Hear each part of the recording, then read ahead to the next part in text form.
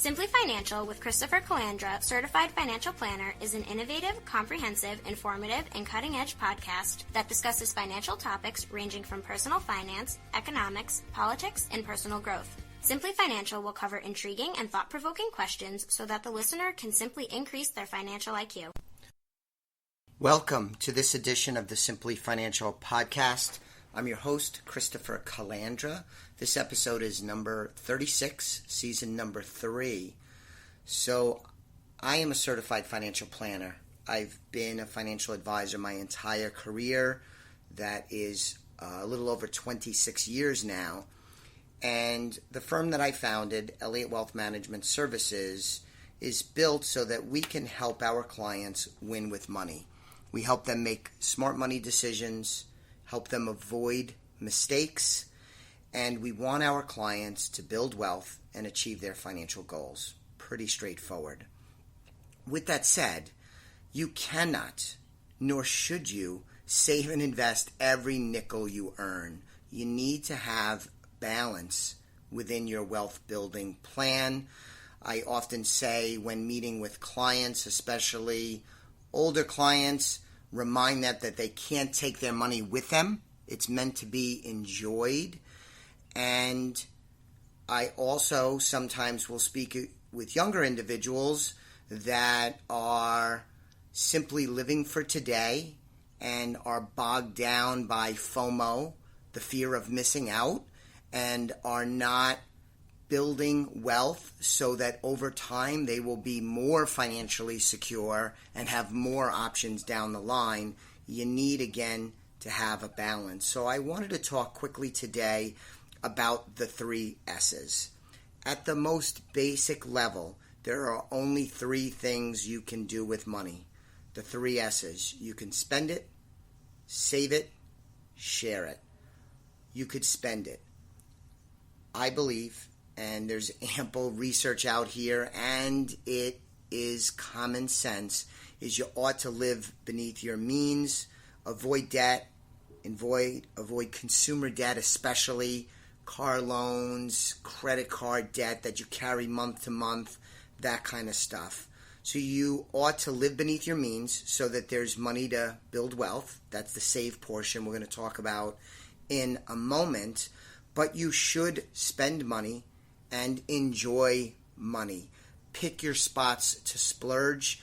I remember in my own household, this is going back a while, when the kids were younger, and Joelle stayed home with our children and pretty much left the workforce. And we had a standing date on Saturday nights that we would go out every Saturday night, and we would get a babysitter, and we would typically go out and get a bite to eat, go to the movies. Sometimes it was just a pizza. Other times it was a nice dinner, bottle of wine. I'm sure you get the picture. And at one point we went out with some friends of ours who were a little younger, didn't have children.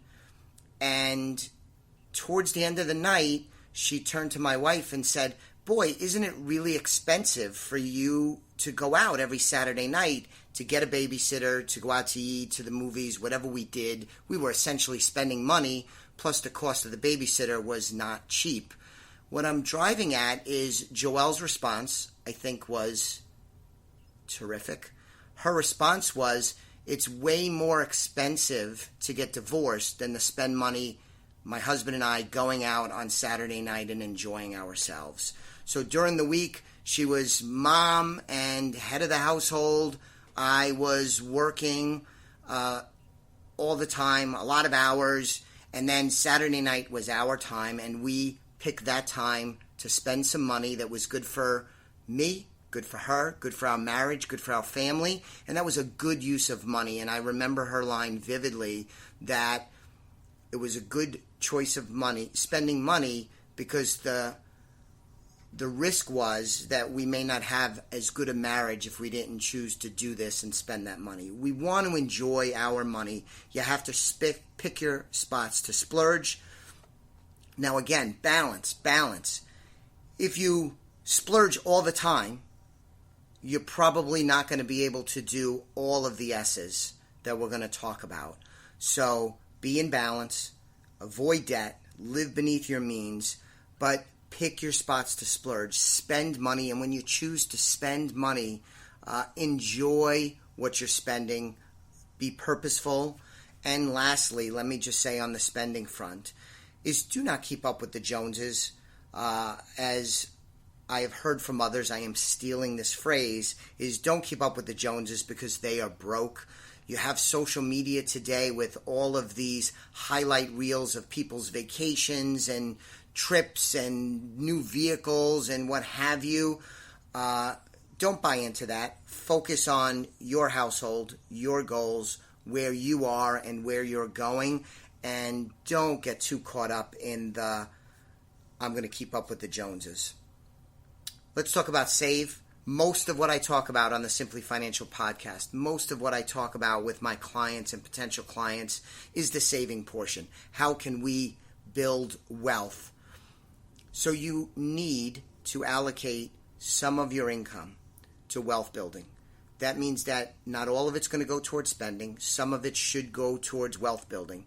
And that's a broad category. Wealth building is going to include paying down debt, because if you pay down debt, reduce debt, that increases your wealth. That also includes putting money in the bank to build up an emergency fund. That, of course, includes putting money away in retirement accounts like 401ks, IRAs, Roth IRAs. It includes, of course, college funds, 529 plans, education savings accounts. You could invest in real estate. You could build wealth through ownership in a small business. There's a variety of ways you can build wealth, but you have to take some of your income and allocate it to building wealth. Your future you will not be disappointed as you become wealthier and you have various buckets of money. Money in the bank, money in retirement, money in college fund, have invested in a business maybe, invested in investment real estate that generates positive cash flow each month. There's lots of options, but you need to save. And on the extremes, again, there are some people that I think save so much that they cheat themselves out of enjoying their lives. I don't want to live by that model, but I also don't want to live my life on the other end of the extreme where I don't prepare for the future. Because when you build wealth, and I've seen this already at 48 years old, and I've seen it in the course of my career in working with hundreds, if not thousands of individuals and families, is that when you build wealth, when you have money, you have options. You have options. If the car breaks down, it's not necessarily a crisis. If you get to retirement age and you want to stop working, or you're forced to stop working because you lose your job or you have a negative health event, you have the option of retiring. But perhaps you get to retirement age and you want to keep working. Well, then fine. You still have the wealth that can continue to grow, maybe allowing you to spend more or share more with charities. We're going to talk about that in a moment. Or to leave it for your heirs. So that's the saving portion. The last of the 3 S's is share. Donate money. Give back to your community. Support causes that are important to you. There's all kinds of charities. There's all kinds of good works that you can support in this country as well as internationally. So you can and should share some money and give back. If you go to ElliottWealth.com, at our website, you can see the charities that I and Elliott Wealth Management support. There's something called a tithe for evangelical Christians that's giving 10% of your income off the top to charity. Many people do that. Personally, I do not. But I think a 10% charity is a good goal. It's not what I've done. I've never given that much. But I can tell you, as I've become wealthier, as I've knocked off many key financial goals, preparing for retirement, getting kids through school, becoming debt-free, as you check off those boxes, you often feel empowered to give back, to give more money, because once you've secured your financial future, and you're enjoying money and you check off things off your proverbial bucket list, you'll often want to share more and find great satisfaction in donating more than you did in the past. I've seen this in my household, and I think the best is yet to come. But if you haven't built wealth, if you haven't enjoyed your own money, if you haven't been wise, it's probably difficult to share. And for those of you that are listening that may not have built wealth and won enough at money yet, it may be hard to envision sharing money, donating chunks of money. But what I've learned, having met with all kinds of wonderful people over the years, given my profession, I can see how it works. You could only spend so much. There's only so many things on your bucket list. There's so many cruises and trips and gorgeous cars that you could buy, how many great bottles of wine you can get. At some point, for most people, you're going to begin to share your wealth. And if you think of some of the most fabulous wealthy people in this country today and over the course of its history, they're tremendous philanthropic people, especially once they've accumulated wealth. Warren Buffett, Bill Gates are wonderful examples today. But if you go through the history of the United States and the most successful people in the United States, they've tended to be huge philanthropic people. Maybe not when they were building the wealth, maybe not when they were in the thick of creating their business empires, but at some point they begin to do much more with charity. And I would submit to you, as you become wealthier, you're typically going to be more generous. So the 3 S's: you want to spend money, enjoy the heck out of it, but be wise. You want to save money under the construct of a wealth building plan. That's what we spend the most amount of our time working with our clients on. And lastly, share, donate, give back, be generous, and recognize that as you become wealthier, you can and will want to share more, because we live in a great country, a prosperous country, filled with all kinds of wonderful people that need a helping hand. And if you build wealth, you put yourself in a position to help more people in their time of need. So thank you so much for this episode. I will be back with you very soon on the next episode of the Simply Financial podcast. In the meanwhile, please go to the Elliott Wealth website.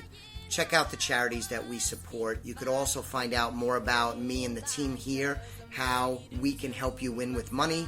If you're not a client of ours, we would love to do a complimentary consultation to discuss your goals, where you are now, and how we might be able to help.